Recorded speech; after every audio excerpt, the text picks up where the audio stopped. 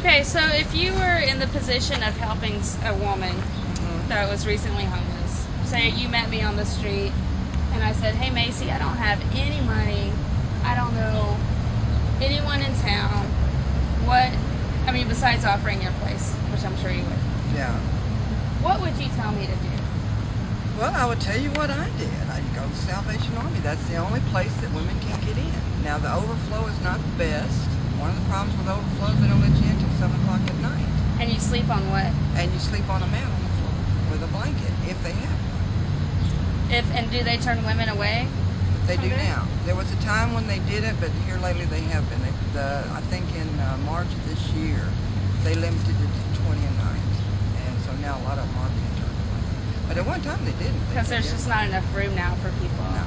And it got to the point they were getting 30 and 40 women a night that are sleeping on the floor, and it was causing too many problems. Well, what if I got turned away from the Salvation Army because there wasn't room or I missed the sign-up time? What would I do then? Find a nice patch of wood and blanket. Yeah. As far as I know, I'm sure there are some other facilities here in Austin. I'm not familiar with them. But the number one was the Salvation Army. Yeah. And as far as getting butted away from the Salvation Army, the Arch doesn't take women. It only takes men. And Cerritos doesn't do any housing. They strictly feed you. So, well, they have housing programs, but they don't have like an actual facility for shelter. But they have programs to help people get into housing. And so you can't. But you're talking a waiting list. We're talking emergency shelter. Yeah, okay? But as far as emergency shelter, Salvation Army is. That's it. And you can't get in the Salvation Army until 7 at night. So what do people do during the day? Why did you pass that law that you can't sit on the sidewalks and in the streets? A lot of them hang out in the alley. A lot of them hang out in the patio in the front of the Arch. The Arch has a thing called day bed. And you can go up to the Arch and get a bed for the day, but you can't. All you can do is just sleep and sleep. That's it. You can't do anything can else. women do that too? Yeah, women can do that too. Okay, that's good. And a lot of them go to the library. There's a place called Peace Park. I'm not even sure where that is, but some of them go to Peace Park.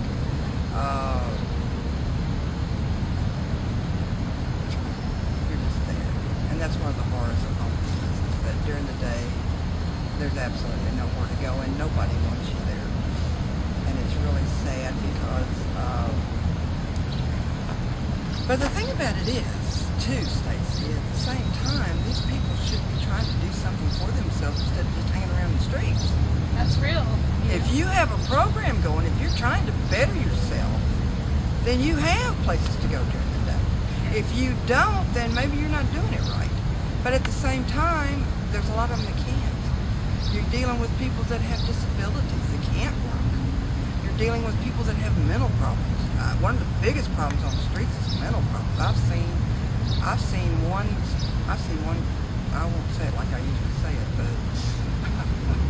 but there is a lot of mental illness on the streets. To my understanding, my mother was vice president of the National Alliance of Mental Illness, Faye Johnson, and they had tried to get some laws passed. They've got a law here in Texas that if you can't agree to treatment, then they can't treat you. Well, how are you going to agree to treatment if you're out of your mind? Because people that are truly mentally ill don't know it. They think they're finally okay. It's the rest of the world that's messed up. And I've seen tons of them. I've seen them in Houston. I've seen them in Austin. I've seen them in Dallas. I've seen them in Fort Worth. And then you got your crack monsters. And that's a whole different category, crack monsters. That's a whole different game. That's a whole nother story. Yes, it is. And that's the sad part about it, though. Is that's what most people think these people are, that they're all crack monsters. That's not true.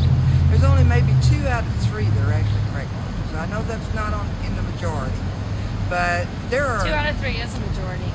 No, I'm saying, I know that the good people are not in the majority. Oh, okay. Okay? I realize that the crack monsters are the majority. There are 2 out of 3 are crack monsters.